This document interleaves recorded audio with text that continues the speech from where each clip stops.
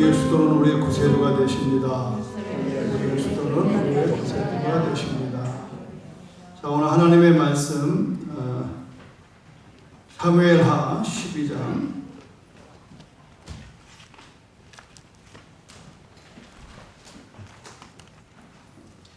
우리 13절부터 23절까지를 한 절씩 했습니다. 다윗이 나단에게 이르되 내가 여호와께 죄를 범하였노라 하매 나단이 다윗에게 말하되 여호와께서도 당신의 죄를 사하셨나니 당신이 죽지 아니하려니와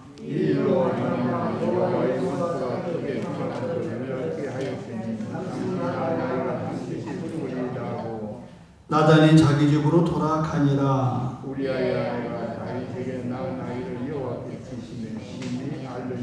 다윗이 그 아이를 위하여 하나님께 간구하되 다윗이 금식하고 안에 들어가서 밤새도록 땅에 엎드리니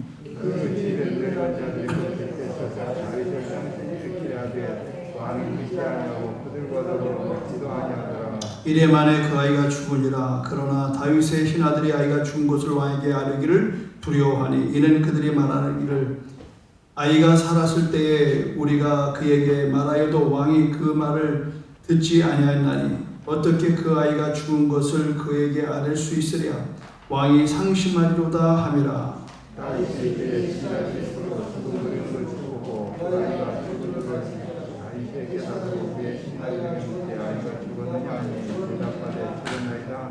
다윗이 땅에서 일어나 몸을 씻고 기름을 바르고 의복을 갈아입고 여호와의 전에 들어가서 경배하고 왕궁으로 돌아와 명령하여 음식을 그 앞에 차리게 하고 먹은지라.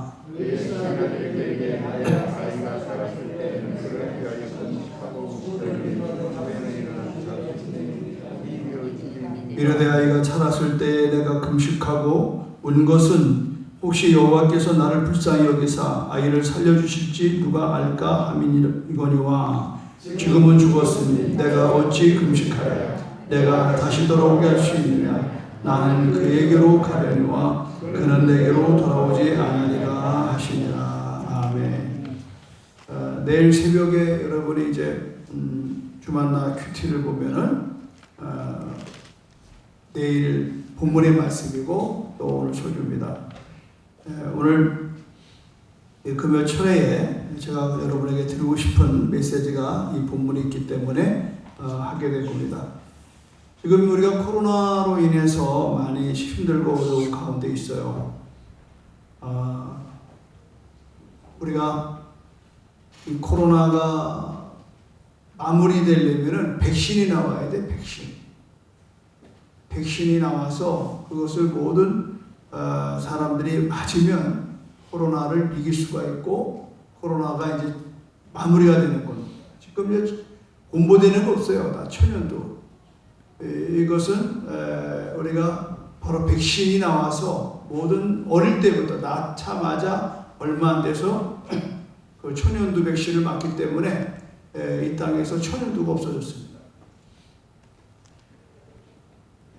그래서 지금 코로나가 아직도 이게 성행하고 있고 점점 더 확장되는 현실에 있습니다. 그래서 많이 조심들 해야 되고 그런데 오늘 본문에서 보니까 13절에 다윗이 나단에게 이르되 내가 여호와께 범죄하였노라 이렇게 말을 했어요. 그랬더니 나단이 다윗에게 말하기를 여호와께서도 당신의 죄를 사였나이다 이렇게 말해요. 참 기가 막히죠. 지금 여러분 다윗이 무슨 죄를 졌죠? 왕으로서 자기를 위해서 좀 전쟁터에 나가 있는 우리아의 아내를 범했어요. 그거를 이렇게 좀 숨겨보려고 우리아를 전쟁터에서 불러들였지만 우리아가 얼마나 충성심이 강한지 내가 지금 내 전우들은 전쟁터에 있는데 내가 어떻게 아내를 품고 갈 수 있느냐.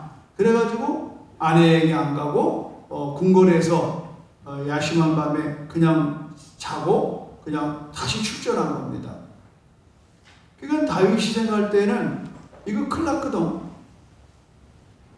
남편 없는 집에 아내는 지금 아기를 가졌고, 그럼 대본에 와서 누구 애기냐고 닥칠 거고, 왕의 아기입니다 그러면은 이건 보통 문제가 아니라. 그래서 다윗은 그 우리아에게 편지를 써서 보내죠. 밀봉해서. 그게 뭐예요? 이제 요압의 장군 총사령관에게 우리아를 최전방 위험한 곳에 보내서 전사시켜라. 아주 무지막지한 이런 그 음모를 가지고 가서 결국은 우리아는 죽게 됩니다. 그러니까 한 여인을 범한 것이 결국은 살인죄까지 발생시켜버린 거죠. 우리가 오늘 아침에 함께 읽었던 내용 가운데에 하나님께서 기뻐하지 않는다 이렇게 말했습니다. 하나님 기뻐하지 않는다. 하나님께서 결국은 기뻐하지 않는, 결국은 하나님이 심히 이 다윗에 대한 행동에 대해서 아주 이 악을 저지른 것을 굉장히 못마땅히 생각합니다. 결국은 결과가 뭐예요? 나단을 보내는 거예요. 나단을 보내서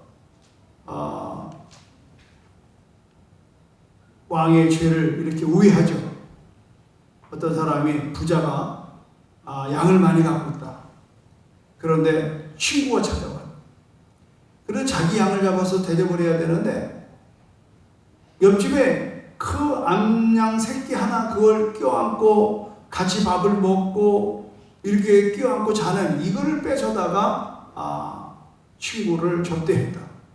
그러니까 왕이 대번에 화가 나서 그런 놈이 어딨냐고 말이야. 그건 죽어 마땅하다고. 그랬더니 나단이 당신이 그 사람이다. 근데 이 말을 듣고 다윗이 오늘 13절에 이어서 얘기를 하는 겁니다. 다윗이 나단에게 이르되 내가 여호와께 죄를 범하였습니다. 내가 여호와께 죄를 범하였습니다. 그런데 참 성경은 희한하게도 나단이 다윗에게 말하되 여호와께서도 당신의 죄를 사였나니 당신이 죽지 아니하려니와 그러는. 나는 오늘 이 본문이 너무 깜짝 놀랐습니다. 자, 여러분 이 나단이 다윗 왕에게 직언을 했던 내용과 여러분의 사무엘상 15장 24절에 보면 사무엘이 사울 왕에게 얘기한 것과 똑이라고 해요. 사울 왕은 그 아멜렉과 전쟁에 나갈 때 하나님께서 모든 걸 다 죽이라고 했어요. 왕으로부터 모든 사람들 그리고 모든 짐승들 다 죽여라. 그런데 사울 왕은 왕도 살려놓고 또 아주 살찐 소와 양들을 살려놨어요. 그래서 여러분 직접 보세요. 사무엘상 15장 한번 보세요.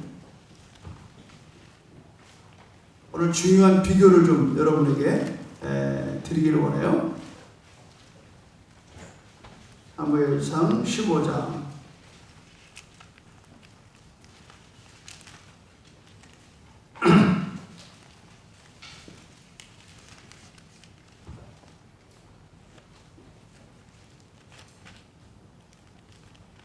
자, 3절을 보십시오. 지금 가서 아멜렉을 쳐서 그들의 모든 소유를 남기지 말고 진멸하되 남녀와 소아와 젖 먹는 아이와 우양과 낙타와 나귀를 죽이라 하셨나이다 하니. 그 사울이 이제 전쟁에 나갔잖아요. 그런데 8절에 보면 아멜렉 사람의 왕 아각을 사로잡고 칼날로 그의 모든 백성을 진멸하였으되. 십상처럼 말을 하잖아요. 9절 한번 여러분 읽어봐요. 시작. 사울과 백성이 아각과 그의 양과 소의 가장 좋은 것 또는 기름진 것과 어린 양과 모든 좋은 것을 남기고 진멸하기를 즐겨 아니하고 가치 없고 하찮은 것은 진멸. 쓸만한 건 내비두고 가치 없는 건 다 죽였어요. 그냥 반쪽 순종이죠. 그랬더니 하나님 말이죠. 10절에 대번에 여호와의 말씀이 사무엘에게 임하니라. 이르시되 내가 사울을 왕으로 세운 것을 후회하노니 그가 돌이켜서 나를 따르지 아니하며 내 명령을 행하지 아니했음이라 하신지라. 사무엘이 근심하여 온 밤을 여호와께 부르짖으니라. 사무엘이 사울을 만나려고 아침에 일찍이 일어났더니 어떤 사람이 사무엘에게 말하여 이르되 사울이 갈멜에 이르러 자기를 위하여 기념비를 세우고 발길을 돌려 길가로 내려갔다 하는지라. 이게 과관이죠. 사무엘이 드디어 사울을 만났습니다. 그러면서 14절 보십시오. 사무엘이 이르되 그러면 내 귀에 들려오는 이 양의 소리와 내게 들리는 소의 소리는 어쩌미입니까? 그러는. 그 앞절에 보면은 내가 여호와의 명령을 다 행하였나이다 이러는. 그러니까 사무엘이 뭔 명령? 내 귀에 들리는 이 진주 소리가 뭐냐 이거예요. 그랬더니 사울이 말하기를 15절에 그것은 무리가 아멜렉 사람에게 끌려온 것인데 백성이 당신의 하나님께 제사하려 하여 양들과 소들 중에 가장 좋은 것을 남기고 그 외의 것은 우리가 다 짐을 지금 지가 해놓고 백성에게 살짝 넘기는 거예요. 그리고 이 사무엘이 와서 제사를 드린 다음에 예배를 드린 다음에 전쟁에 나가야 되는데 그걸 하지 않았어요. 그래서 보십시오. 22절을 보시면 사무엘이 이르되 여호와께 번제와 다른 제사를 그의 목소리를 청종하게 한 것을 좋아하심같이 좋아하시겠나이까. 순종이 다같이 시작. 순종이 제사보다 낫고 듣는 것이 수양의 기름보다 나으니. 23절 시작. 이는 거역하는 것은 점치는 죄와 같고 완고한 것은 사신 우사에게 절하는 죄와 같음이라. 왕이 여호와의 말씀을 버렸으므로 여호와께서도 왕을 버려 왕이 되지 못하게 하셨나이다. 자, 이 말을 듣고 24절에 사울이 사무엘에게 대답하되 내가 범죄하였나이다. 똑같죠? 아까 다윗도 내가 범죄하였나이다. 그런데 이걸로 끝났어야 되는 거예요. 그런데 그 다음에 토 때문에 사울은 끝장나는 거예요. 내가 여호와의 명령과 당신의 말씀을 어긴 것은 내가 백성을 두려워하여 그들의 말을 청종하였습니다. 또 백성들에게 핑계를 대요. 나는 안 그러려고 그랬는데 백성들이 이렇게 하자고 그래서 했습니다. 그러니까 26절에 사무엘이 사울에게 이르되 나는 왕과 함께 돌아가지 아니하리니 이는 왕이 다같이 시작. 여호와의 말씀을 버렸으므로 여호와께서 왕을 버려 이스라엘의 왕이 되지 못하게 하셨음이라 하고. 그랬더니 뭐 사무엘이 가려고 할 때 사울이 그의 곁 옷자락을 붙잡고 찢어질 정도로. 그러나 끝난 거죠. 자, 제가 오늘 여기서 드리고 싶은 얘기는 뭐냐면 다윗과 사울 똑같이 내가 여호와께 범죄했다는 고백을 했어요. 그리고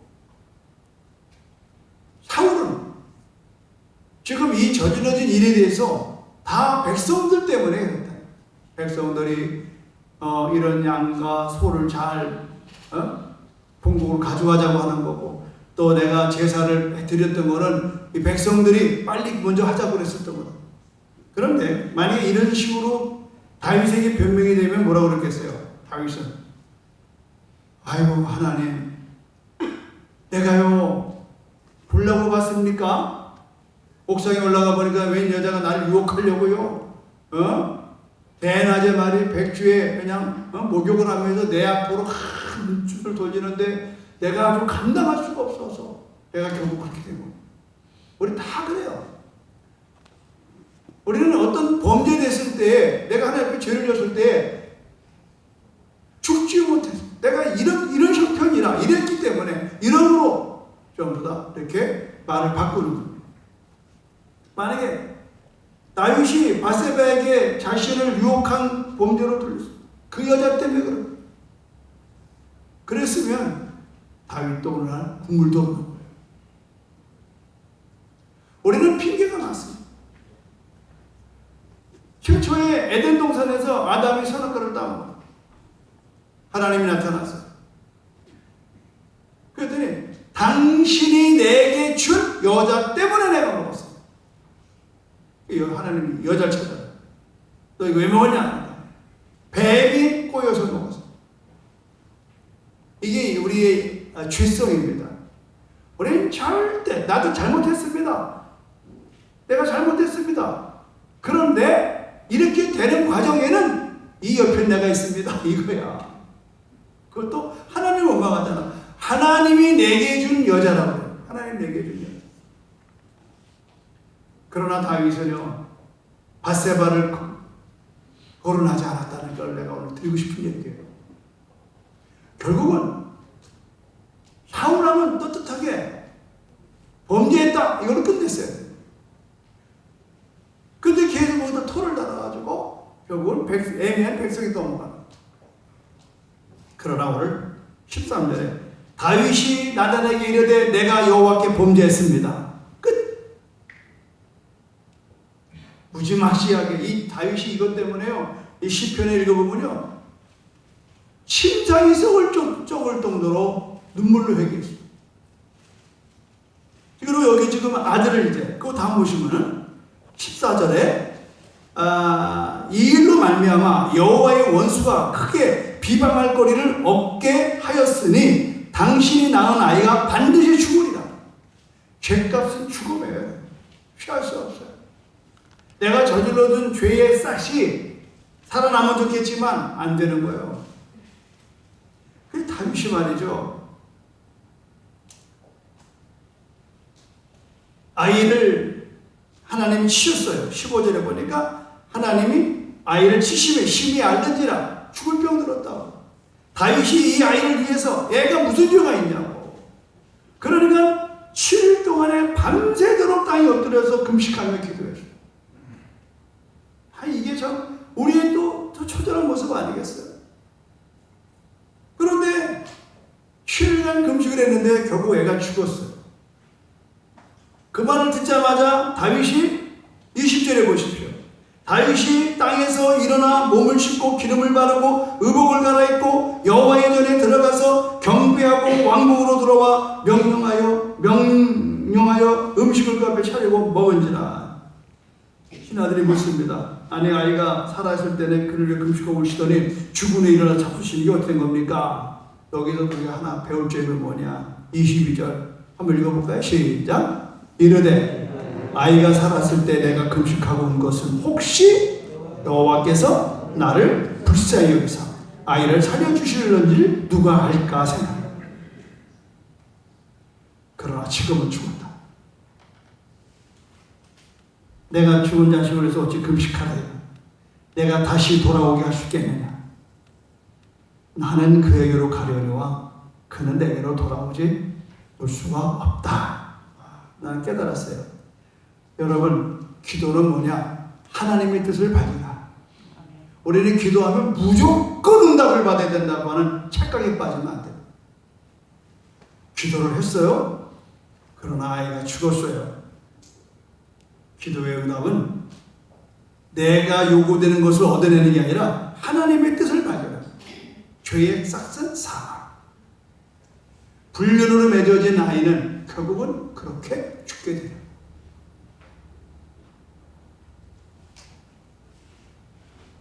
우리가 흔히 기도를 어떤 문제를 놓고 기도할 때 그게 응답이 안 되면 대부분의 하는 말이 하나님 없다. 하나님 나를 사랑하지 않는다. 이런 말들을 더러 하는 분들이 있어요. 그러나 하나님은 기도에 애쓰로만 응답하는 자판기가 아니에요. 때로는 또 안 돼. 또 하나는 기다려. 그래서 우리들이 하나님 앞에서의 바른 기도의 목적은 하나님의 응답이 꼭 애쓰만 기다리지 말아요. 기도했는데 하나님 계획이 다른 데 있어요. 다른 데 있어요. 오늘 여기서 우리가 두 번째 이야기 그거예요. 우리들이 기도를 했는데 아이가 죽었어. 그거 가지고 계속 울고불고 하나님 그럴 수 있어요? 그러면 안 돼요. 딱 하나님의 뜻이 여기까지로구나. 그리고 어디로? 예배 자리로 나가는 거. 이게 기도의 결과예요.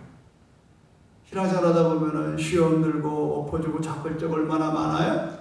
근데 꼭 그러고 나서 나름대로는 기도했는데 잘 안 됐어. 문제가 안 풀렸어. 영락없이 그 다음에 오는 게 뭐냐? 나 교회 안 다녀. 나 교회 옮겨. 이거예요. 여러분, 오늘 성경에는 다윗은 다시 하나님께로 나아가. 다시 하나님께로 나아가. 오늘 요 주어진 말씀 가운데 우리가 붙들 건 뭐냐? 예배자로서 산다는 게 뭐냐? 기도자는 예배자. 꼭 우리가 응답받아야만이 되는 건 아니라고. 우리의 삶 속에서 힘들고 어려울 때, 고난이 닥쳐올 때, 제가 지난번에 주리며 이 손을 꼭 잡고 가소서 그 노래를 만들었던 그 가스펠 가수가 말이죠. 자기 아내도 죽고 또 누구도 죽었어요? 딸도 죽고. 자기가 노래 부르러 안 갔으면, 찬양 사역하러 안 갔으면 살 수 있을 거라고 자기는 생각한 거예요. 그러니까 자기 때문에 죽었다고 생각하는 거예요. 그러나 하나는 그렇지 않습니다. 하나님은 이 노래 하나를 만들기 위해서 그 집에 사랑스러운 아내와 딸을 데려간 거예요. 난 그렇지 않아요. 이게 하나님의 섭리입니다. 아멘입니까? 그 노래가 얼마나 많은 사람의 힘과 용기를 주냐 이 말이에요. 여러분, 우리는 하나님 앞에 기도할 때에 응답이 예스만이 아니에요. 노도 있고 웨이트 기다림도 있다. 하나님을 자판기처럼 여기는 그런 욕심의 기도는 이제 내려놓으십시오. 오늘 하나님의 뜻을 발견하기 위한 기도가 있어요. 이 기도가 참 위대한 건 뭐냐면 하나님의 뜻을 깨닫게 되는 거예요. 아멘. 기도하면. 아멘. 지금도 왜 코로나가 왔냐고 아우성 칠 거 없어요. 이거를 통해서 우리가 더 하나님의 깊은 뜻을 깨닫기를 주님의 이름으로 축원합니다. 아멘. 그래서 오늘 여러분이 이 말씀 앞에 참 새로워지고 또 오늘 본문의 말씀에 더 놀라운 사실은 다윗은 내가 할 수 있는 한계를 알았어요. 그러니까 보자면 내가 23절에 지금은 죽었으니 내가 어찌 금식하랴 내가 다시 돌아오게 할 수 있겠느냐. 너무 우리는 기도 만능을 믿으면 안 돼요. 외람된 얘기입니다만 할 만큼 해. 근데 하나님의 뜻이 거기 없다라고 그러면 딱 내려놓고 방향을 설정을 해야 돼. 그냥 거기에다가 목을 매서 그게 되네 안 되네 이렇게 하면 안 된다는 거예요. 아무쪼록 우리 하나님께서는 여러분들이 오늘 이 밤에 부르짖는 기도, 제가 오늘 좀 영상을 하나 준비했는데요. 우리 극동방송에서 지금 포괄적 차별금지법에 대해서 너무 우리가 모르고 있는 거예요. 지금 막 굉장히 긴박한, 이것이 이제 국회에 법안이 상정됐는데 이제 국회의원들이 이것을 법으로 올려서 통과가 되어버리면 우리는 상당한 부분 우리들의 꼭 신앙만이 아닙니다. 우리의 삶의 사회생활 속에서 굉장히 어려운 일을 당하는, 이거는 그냥 교회만의 문제가 아닙니다. 그래서 이번에 회의에 가봤더니 자꾸 교회 차원에서의 문제가 아니라 이거는 국민의 자유와 평등에 대한 부분. 근데 지금 이 법안을 만드는 이런 분들의 사고가 우리가 생각하는 그런 분들이 아닙니다. 우리가 보면 국회의원들이지만 정말 다른 무슨 외계인 사람들 같아요. 정말 이상한 사람들이에요. 이런 상황 속에서 우리는 옛날에는 뭐 일제 시대 때는 막 그 사람들이 뭐 시사참배 이래가지고 뭐 우상 앞에 절하지 않는다고 우리가 막 용감하게 뭐 싸우고 했지만 이제 그런 상황이 아니야. 이게 법으로 딱 맞고. 한번 여러분이 보신 다음에 이제 우리 김 목사님 나오셔서 이제 기도 인도하실 텐데 이런 것조차도 만약에 법안이 통과됐다. 거기서 오는 상당한 우리의 신앙생활에 어떤 압박이 온다. 견뎌야 돼. 견뎌야 돼. 아이고 하나님 우리 기도 안 들으셨네. 그러면 안 돼. 제가 그래서 미리 이런 거를 말씀을 드리면서 아주 이 극동방송에서 이걸 정말 너무 잘 만들었어요. 그래서 오늘 한경은 지사장이 제주지사장이 찾아오셔가지고 이 동영상을 꼭 좀 교회들 보여주길 바란다고 일부러 오셨어요. 너무 감사하잖아요. 뭐 보시고 여러분 다음에 우리 목사님 나와서 기도하겠습니다.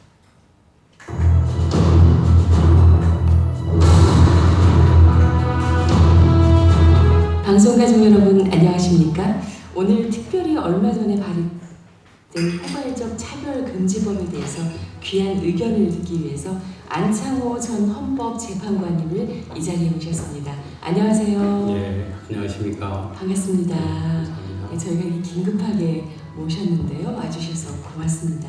감사합니다. 얼마 전에 정의당 장혜영 의원에 의해 발의된 포괄적 차별금지법 논의가 아주 요즘 뜨겁습니다. 법 전문가시니까 좀 고견을 듣기 위해서 모셨거든요. 어떻게 보시는지요? 그 틀에서 보면은 이것은 우리 국민의 자유와 기본권에 대해서 제약하는 바가 너무 크다. 또 한편으로는 차별을 금지한다고 하지만은 종국에 가서는 실질적으로는 역차별을 초래할 수 있다. 그리고 세 번째로는 우리 헌법이 추구하고 있는 공공의 가치와 공동선에 대해서 허물을 수 있는 소지가 큰 법이다. 이렇게 개괄적으로 말씀드릴 수 있겠습니다. 네, 지난달 29일 날 발의했는데요. 포괄적 차별금지법 잘 알지 못한다 이런 반응도 굉장히 많거든요. 자세한 설명 부탁드립니다. 예, 우선 헌법의 차별금지법에서 근거하고 있다는 조항이 헌법 제11조 1항입니다. 거기에 보면은 모든 국민은 법 앞에 평등하다. 누구든지 성별, 종교 또는 사회적 신분에 의하여 정치적, 경제적, 사회적, 문화적 활동에 생활의 모든 영역에 있어서 차별을 받지 아니한다. 이것이 차별금지법의 근거 조항이라고 법률안 제안자들이 설명하고 있습니다. 그런데 헌법 제11조 1항의 평등은 법적 평등을 의미하고 법적 평등은 자유권 행사에 있어서의 법적 기회의 평등을 말하고 있습니다. 그리고 우리 국민은 평등하게 자유와 권리를 가지고 있습니다. 국민의 자유와 권리는 타인의 자유를 침해하지 않는 범위 내에서만 보호되는 겁니다. 맞습니다. 그렇기 때문에 자신의 권리만을 위해서 타인의 자유를 침해하지 않아야 된다는 것이 국민의 헌법상 의무로서 자동적으로 도출되는 개념입니다. 그래서 이 법이 기본권을 침해하고 가장 중요한 표현의 자유를 침해한다는 의견이 많이 있거든요. 어떻게 생각하시는지요? 이것이 굉장히 중대하게 표현의 자유를 침해하고 있습니다. 표현의 자유에 대해서 헌법재판소에서는 표현의 내용을 침해할 경우에 있어서는 굉장히 엄격하게 심사를 하도록 하고 있습니다. 네. 특히 표현의 내용 중에서도 제일 문제가 되는 것은 관점에 따른 차별, 관점에 따른 규제, 이것은 사상의 자유시장에 있어서의 자유 경쟁을 방해하는 것이기 때문에 엄격히 제한되는 겁니다. 표현의 내용에 대한 규제는 제한되는데 그 중에서도 관점 차별, 관점 규제 이런 엄격하게 더더욱이 제한되는 겁니다. 그런데 이 차별금지법에 있어서는 성적 지향이라든지 사상이라든지 종교라든지 이런 것에 대해서 정당한 비판까지도 금지시키고 있습니다. 네. 결국에는 좋은 얘기, 예를 들어서 동성애에 대해서 긍정적인 얘기만 할 수 있게 하고 부정적인 얘기, 정당한 비판, 예를 들어서 동성애와 에이즈와의 관계라든지 이런 것도 경우에 따라서는 제재될 수 있는 이런 법입니다. 이와 같이 한쪽에 부정적인 것을 합리적인 사실에 근거해서 비판을 한다 하더라도 이런 것까지 금지하는, 이것이 이제 관점에 따른 차별이고 관점에 따른 규제인데, 이런 것들은 민주주의의 사상의 자유시장을 침해하는 거기 때문에 이건 엄격히 제한되는 건데, 이 차별금지법은 이런 점을, 관점 차별을 지금 시도하는 거기 때문에 이것은 표현의 자유의 중요한 부분을 침해하고 경우에 따라서는 본질적 내용을 침해한다고 할 수 있습니다. 특히 차별금지법에 보면은 적대적, 모욕적 환경을 조성하는 행위, 성적 굴욕감, 혐오감을 느끼게 하는 언덕, 이런 것들을 모두 다 제한하고 있습니다. 그것도 자기, 소위 말하는 피해자라고 느끼는 사람이 내가 성적 굴욕감을 느꼈다, 혐오감을 느꼈다, 뭐 이런 식으로만 주장만 하면은 곧바로 차별금지법의 제재의 대상이 될 수 있습니다. 이와 같이 경우에 따라서는 불명확하고 지극히 주관적이고 개인적인 개념이고, 또 이런 개념들은 굴욕감이다 뭐 이런 거는 시대 상황에 따라서 변화할 수 있는 가변적인 개념입니다. 이런 개념을 가지고서 표현의 자유를 제한하기 때문에 이것은 정말 굉장히 포괄적이고, 아까 말씀드렸듯이 관점 차별에 의한 이것을 정당화하는 거기 때문에 표현의 자유의 심각하고 본질적 내용을 침해할 뿐만 아니라 굉장히 광범위한 표현의 자유의 침해가 초래돼서 이런 법이 함부로 제정돼서는 안 됩니다. 네, 기독교의 교리에 맞춰서 얘기를 한다거나 또 사실에 근거해서 얘기를 했다 할지라도 듣는 상대방이 모욕감을 느끼거나 불쾌감을 느꼈다면 그거에 대해서 문제를 제소할 수 있는 길이 열리게 된다는 그런 말씀이시죠. 그렇다면 이 차별금지법을 또 찬성하는 입장에서 보면은요, 교계 이런 걱정이 지나친 것이 아니냐, 교회 강단에서 동성애에 대해서 반대 의견을 내거나 설교하면 처벌된다는 그 이야기는 가짜뉴스다, 과장된 거다, 이렇게 얘기도 하고 있거든요. 과연 그렇습니까? 그 사람들이 일면만 보고서 말씀을 하시는 것 같습니다. 그런데 제출된 차별금지법 28조와 29조에 보면 이런 말이 있습니다. 일반적 언론은 물론이고 기독교 방송, 신문, 소셜미디어 등의 동성애를 비판하는 설교나 강의가 금지될 수 있습니다. 네. 그리고 교육부 인가를 받은 일반 학교도 물론이고 또 기독교 학교에서조차 성경에 근거해서 동성애나 또는 주체사상 등에 대해서도 이런 것을 비판하면은 이거는 금지되어 있습니다. 그리고 여러분들 요새 목사님들이 강단에서, 물론 이거는 해석여하에 따라서 약간 달리 할 수 있습니다만은 뭐 지금 주장하는 사람들의 얘기도 반드시 틀리다 이렇게 얘기하는 어려운 측면이 있습니다. 그러나 오늘날 목사님들이 설교하면 어떡하죠? 전부 다 유튜브 같은 데 올려놓는데 유튜브에는 올려놓지 못하게 됩니다. 이제 소셜미디어에 제한이 되기 때문에. 또 목사님들이 또 어떤 교회 외에 다른 곳에 가서 조그마한 소그룹을 인도하신다든지 이런 경우에 있어서 여러 가지 제약이 따를 수가 있습니다. 예를 들어서 방송이라든지 언론이라든지 소셜미디어에 못하고 교육에서 이런 제한을 하게 되는데, 만약에 상대방이 내가 굴욕감 느꼈다, 혐오감을 느꼈다, 이런 사람들이 진정을 하면은 그거에 따라서 이행강제금 또는 징벌적 손해배상 책임을 부담하게 되고 형사적인 제재도 뒤따를 수 있습니다. 네. 그 지금 말씀해 주신 대로 이번에 발의된 법을 보면은 이행 강제금도 있고 배상금도 있고 이런 것들이 좀 많이 걱정이 되는데 어떻습니까? 이게 찬성하시는 분들은 이게 무슨 형사적인 제재냐 이제 이런 말씀을 하시는 분들이 있어요. 물론 법 규정 자체에 보면은 차별에 대해서 이의제기하고 이에 대한 불이익 처분할 때 형사처분한다고 그렇게 규정은 돼 있습니다. 그렇지만은 방송이라든지 학교라든지 이런 데서 예를 들어서 반동성애라든지 주체사상이라든지 이런 거에 대해서 사실에 근거해서 비판을 한다 하더라도 이 사람들에 대해서는 3천만 원 이하의 이행강제금을 부과할 수 있습니다. 그것도 위반시마다 부과할 수 있어요. 그렇기 때문에 여러 차례 계속 부과할 수 있고 또 2배 내지 5배의 손해액의 2배 내지 5배의 징벌적 배상금을 부과할 수 있습니다. 또 한편 아까 형사처벌은 그렇게 제한되어 있지만 우리나라는 독일이나 미국과 달리 모욕이나 사실에 근거한 명예훼손을 처벌하고 있습니다. 이게 차별금지법이 들어옴으로써 경우에 따라서는 강단이나 이런 데서 말씀하는 것도 경우에 따라서는 명예훼손이나 또 모욕에 의해서 처벌되지 않는다. 이렇게 반드시 말할 수 없을 겁니다. 네. 이번에 발의된 차별금지법 앞으로 진행 과정은 어떻게 예상하고 계신지요? 이 부분에 대해서 여러 가지 너무 문제가 많기 때문에 이거를 그냥 쉽게 한 당이라든지 이런 것에 사안을 호도해가지고서 들어와서는 안 된다고 생각을 합니다. 이 부분에 대해서 충분한 논의를 거쳐서 법을 제정해야 되고, 아까 말씀드렸듯이 또 이 법이 광범위한 또 역차별을 초래하고 있습니다. 이 법이 어떻게 되냐면요, 정부가 성적 지향 등의 보호를 위해서 기본 또는 시행 계획을 만들어야 됩니다. 네. 그래서 또 행정, 재정상에 필요한 조치를 취하도록 되어 있고요.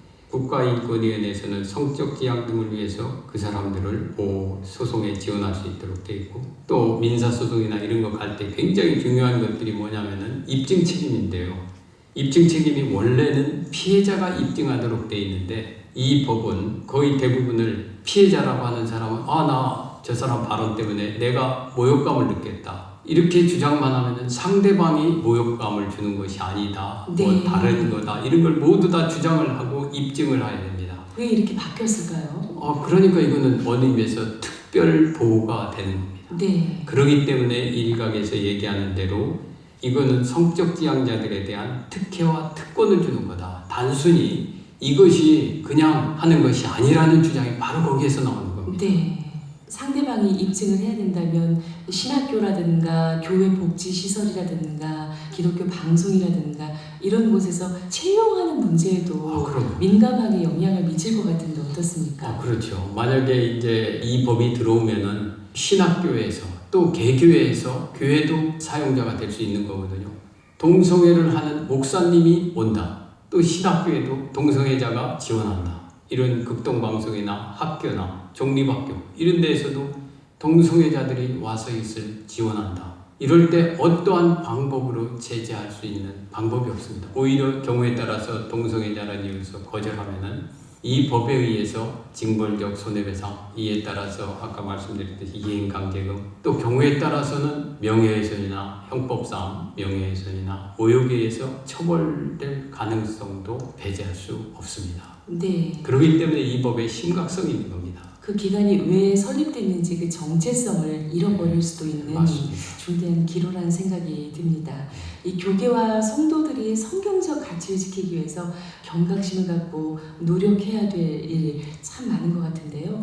전 헌법재판관님 꼭 당부하고 싶은 말씀 있으시다면요. 또 한편으로는 어떤 문제가 있냐면요, 이제 일각에서는 이걸로 인해서 교회 설교에는 지장을 주는 것이 아니다, 동성애 반대, 교리에 따라서 반대하는 것이 문제가 없는 거다, 이런 주장도 할 수 있을 겁니다. 그러나 자라나는 학생들은 학교에서 동성애 긍정적인 얘기만 들을 수밖에 없습니다. 이 법이 통과되면. 동성애 부정적인 면 이런 거는 이제 학교에서 했다가는 곧바로 처벌받고 여러 가지 제재가 따르게 됩니다. 그리고 방송이나 신문이나 인터넷 매체, 소셜미디어 이런 데에서도 긍정적인 얘기만 돌아다니게 됩니다. 결국 동성애의 죄성을 주장하는 성경이라든지 교회에 대해서 파타고니아의 외딴 섬과 같이 고립될 수밖에 없습니다. 교회가 고사될 수 있습니다. 밖에서는 동성애가 좋다는 얘기만 듣는 어린 학생들이 교회에 와서 성경에 맞지 않는다고 하면 정체성의 혼란이 있을 뿐만 아니라 오히려 교회에 하는 얘기가 굉장히 구태의연하고 시대에 뒤떨어진 얘기 같고 이런 식으로 폄하되고 교회의 가치가 훼손될 수 있습니다. 그렇기 때문에 우리 성도님들 또 특히 목회자님들 한 분 한 분이 이 법의 심각성을 우리가 깨달아야 됩니다. 일부 교단에서 이 부분에 대해서 쉽게 찬성을 했는데 이 법률안이 여기에서 그치는 것이 아닙니다. 이건 굉장히 장기적으로 보면은 기독교를 오사시킬 수 있는 악법입니다. 이 점에 대해서 심각하게 인식하시고 이 법이 제정되지 않도록 특별히 목회자님들 그리고 교회 중직자들 그리고 우리 교우 한 사람 한 사람 또 크리스찬이 아니더라도 이것이 잘못 들어오면은 우리 대한민국이 지키고 있는 자유민주주의의 가치도 훼손시킬 수 있습니다. 또 우리가 여태까지 가지고 있었던 가정과 또 나라에 대한 가치 또 공공의 가치 공동선 이런 것을 허물어뜨릴 수 있는 무서운 법이 될 수 있습니다. 여러분들께서 심각한 인식을 해주시길 바랍니다. 또 한편 그래도 경우에 따라서는 차별금지가 소중한 가치 아니냐, 평등이란 소중한 가치가 있지 않느냐, 물론 맞습니다. 평등도 자유와 함께 굉장히 헌법적으로도 소중하게 다루는 가치 맞습니다.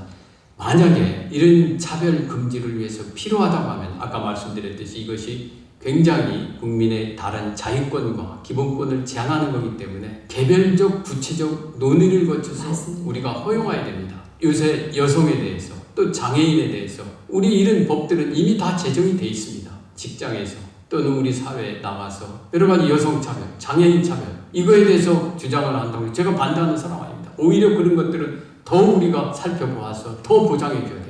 그러나 차별금지법 같이 포괄적이고 대충 뭉뚱거려가지고서 이렇게 들어오면은 국민의 기본권을 심각하게 제약하고 경우에 따라서는 역차별을 발생할 수 있는 그런 법이기 때문에 이런 법을 제정하지 말고 필요하다면은 국민들 합의에 거쳐서 차별을 금지할 수 있는 개별적인 입법을 해야 된다. 이런 말씀을 드리고 싶습니다. 네, 복음이 도전을 받는 시대라는 생각이 들어요. 방송을 듣고 있는 극동방송 방송 가족들에게 기도 제목 좀 함께 나눠주시면 좋겠습니다. 저는 최근에 자유민주주의의 가치에 대해서 다시 한번 느끼게 됩니다. 지난 2년 동안에 대학원에서 이 헌법 강의를 했습니다. 그러면서 여러 가지 고전 책들도 보는 속에서 자유, 민주, 정의 이런 개념들은 사실 모두 다 기독교에서 나온 개념입니다.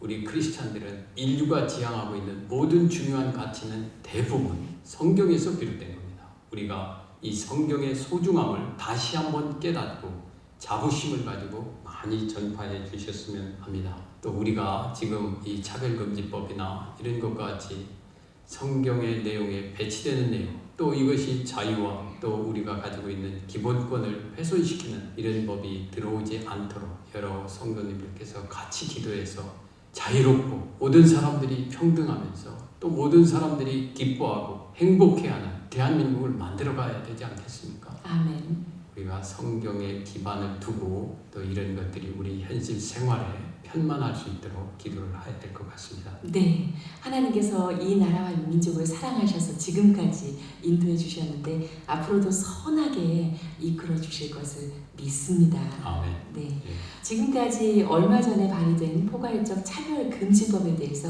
귀한 의견을 나눠봤습니다. 서울대학교 행정대학원의 초빙 교수이시자 전 헌법재판관님이신 안창호 재판관님 함께 하셨습니다. 오늘 나와주셔서 고맙습니다. 네, 감사합니다.